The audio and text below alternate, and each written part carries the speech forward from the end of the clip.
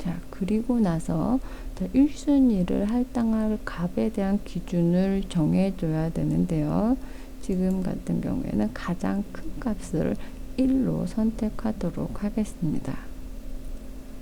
자, 동률이라고 된 버튼을 선택을 해서 클릭을 해주시면 지금 동률, 자, 이 표현 같은 경우에 동점이라는 표현이지요. 자, 지금 데이터에서는 9번 케이스가 66점이고 1번 케이스도 66점입니다. 그래서 이게 만약에 4등이었다면 1번에도 4등을 주고 9번에도 4등을 주고 그 다음 값에 6이라는 값을 줄 건지 1번 케이스와 9번 케이스에 4.5라는 점수를 각각 부여하고 그 다음 점수에 6번이라는 순위를 줄 건지 그걸 결정하는 부분이 이 동률이라는 대화 상자입니다. 그래서 동률이라고 된 부분에 있어서는 저 같은 경우는 평균으로 선택을 해서 6.5, 6.5, 그 다음에 8점으로 가는 방법을 선택을 하도록 하겠습니다. 네, 그리고 나서 확인 버튼을 선택을 해주세요. 자, 그러면 변수가 2개가 새로 생긴 것을 확인할 수가 있습니다. 이 변수 같은 경우에는 내가 주어진 조건대로 순위를 측정을 한 변수입니다.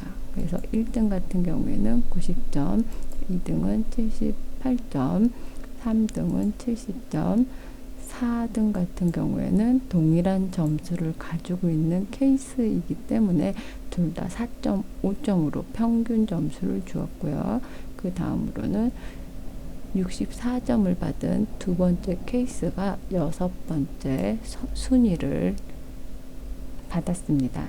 자, 이 상태에서 이제는 스피어만의 개수를 측정을 할 수가 있지요. 두 변수 다 순위 변수로 바뀌어진 변수가 있기 때문에 자, 그래서 분석 메뉴로 가세요. 자, 그리고 상관 분석, 이변난 상관 개수를 선택을 해주세요.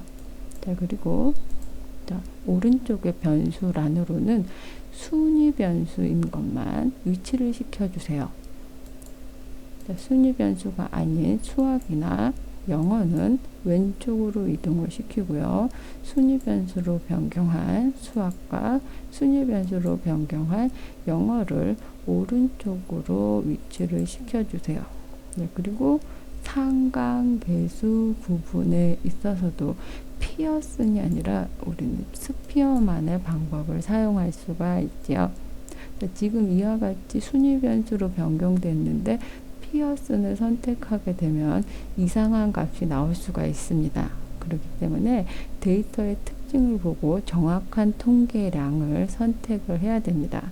그러기 위해서는 그 통계량의 원리가 무엇인지, 그 수식이 어떤 수식인지를 알고 있어야지만이 정확하게 분석을 할 수가 있습니다.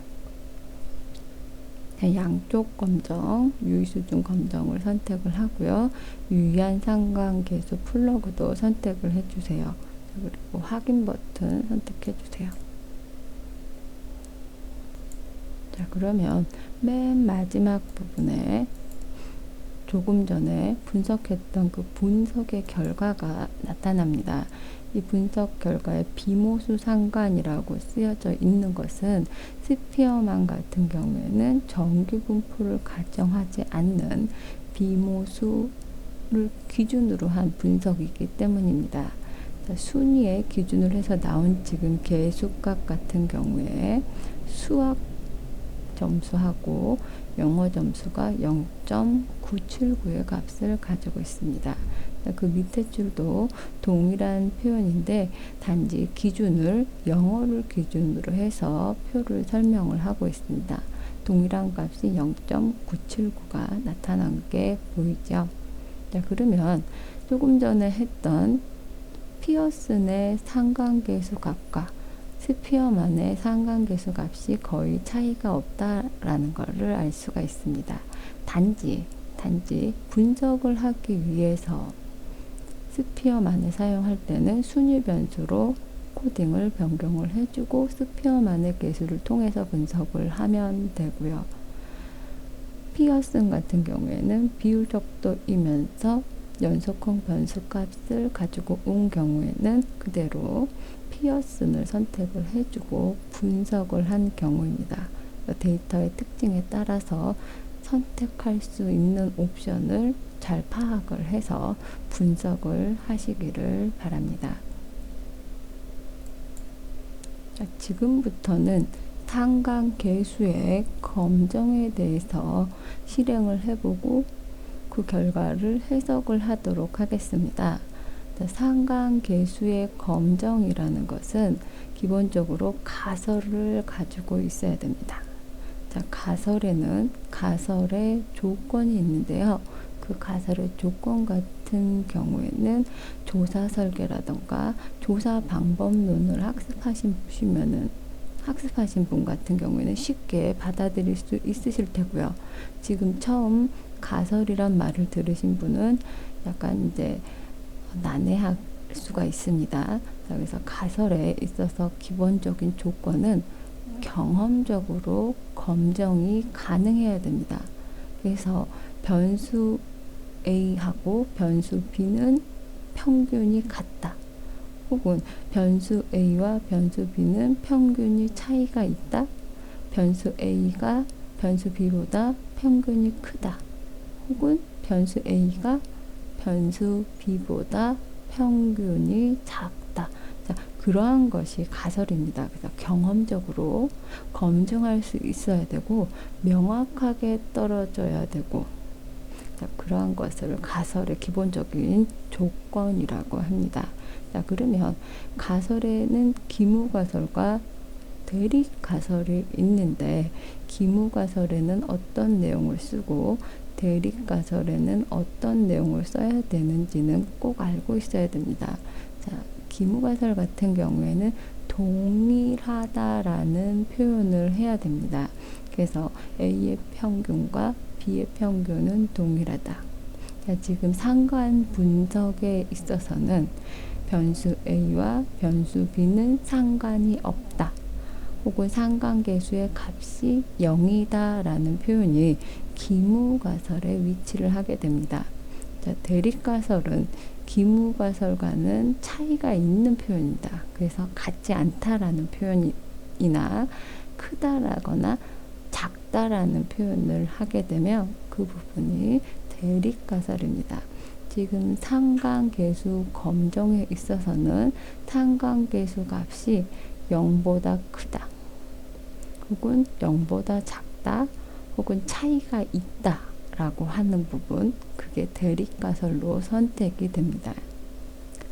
대립가설이 어떠냐에 따라서 기강력이 달라지게 됩니다.